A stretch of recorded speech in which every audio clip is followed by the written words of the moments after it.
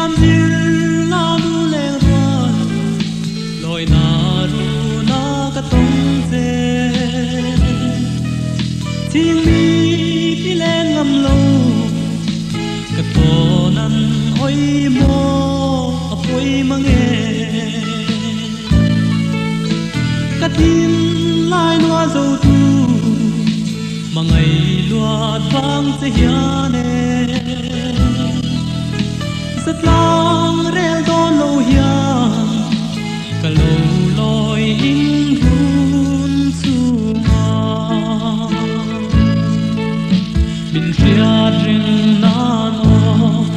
na nang te mangai na nang pon i him sa le om har min hem tu le puari a po ka fia reng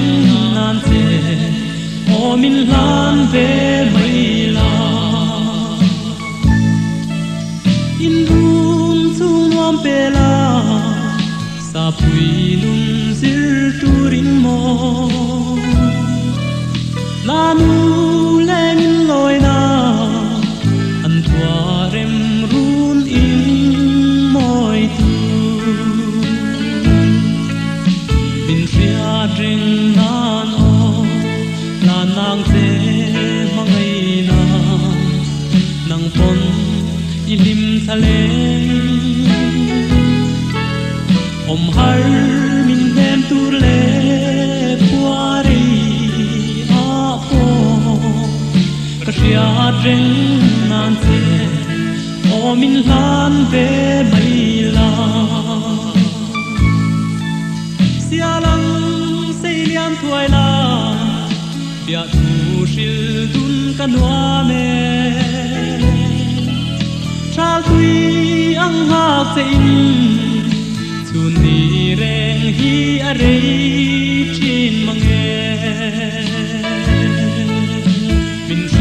reng nan o la nang te mangai na nang pon i him thale om har min hem tu le puari a po ka ria reng nan te o min lan ve mai la om har